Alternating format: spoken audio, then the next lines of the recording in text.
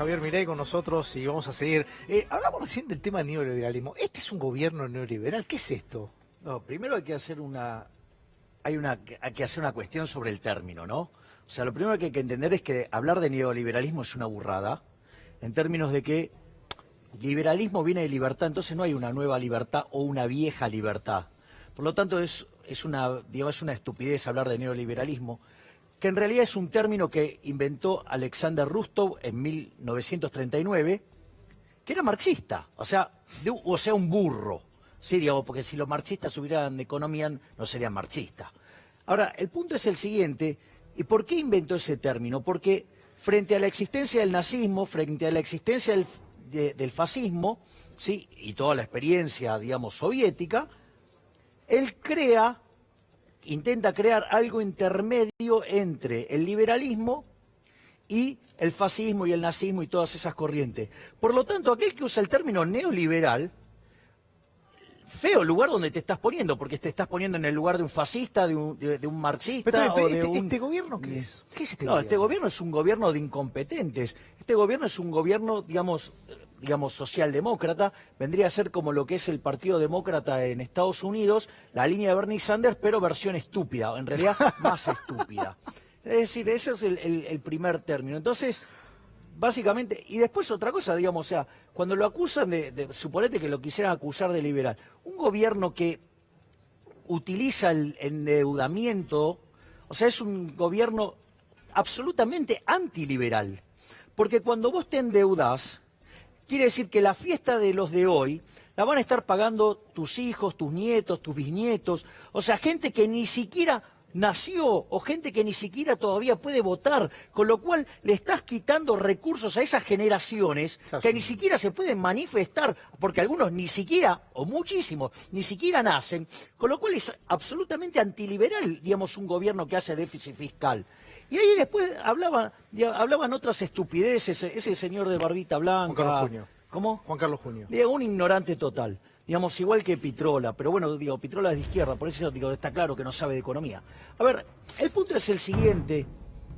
Ahora, si vos contraes la deuda, digo, la vas a tener que pagar, salvo que, digamos, vos le quieras sacar la plata a la gente y no se las quieras devolver. La pregunta que te hago es propio de un chorro. La pregunta que te hago es, ¿el gobierno ha fugado a números de hoy 81.089 millones? Bueno, eso me encanta eso, porque eso muestra, digamos, eso también lo dijo recién Pitrola y lo dijo este hombre, también otro ignorante.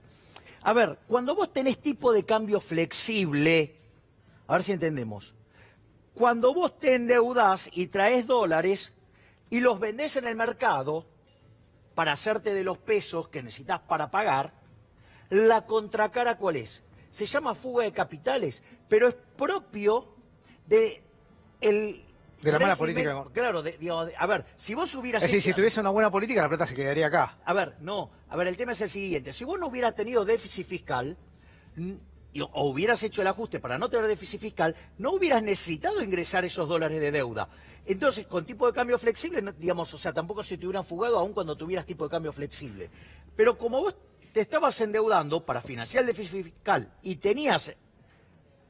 tipo de cambio flexible, los dólares que traía el gobierno los vendía en el mercado. Eso después figura como fuga. Es decir, acá hay un problema, y esto, o sea, entiendo, digamos, que estas personas, digamos, que carecen de la formación mínima para opinar de este tema, pero, digamos, los economistas también. O sea, porque hay mucho bruto acá. Fíjate que justamente la fuga de capitales está muy fuertemente relacionada ¿con qué? Con el endeudamiento. Es decir, tiene que ver con un problema de índole contable. En cambio, si vos... No la casa plata, básicamente. Claro, pero el problema entonces es el endeudamiento. Y vos te endeudás porque tenés déficit fiscal. Es decir, vos tenés déficit fiscal, entonces quiere decir que no hiciste el ajuste. Nos queda un minuto y te quiero preguntar, porque te decía, está Hernán Lacunza, está el titular del Banco Central, Guido Sandleris. Paré a pedirle al fondo a ver si le desembolsa los 5.700, vos dijiste no deberían... Yo no se los daría. Bajo ningún punto de vista. A ver, el gobierno tiene un error de diagnóstico que está dejando las bases para una hiperinflación. A ver, vos con el problema monetario que describimos en el bloque anterior, sí, vos tendrías que arreglar el problema monetario ¿para qué? Para evitar la hiper. ¿Por qué? Porque la diferencia es o tengo 50% de pobres o 75% de pobres. ¿Ok? Digo, porque el default ya está. Ahora entonces, ¿Cómo hago para arreglar el problema del Banco Central?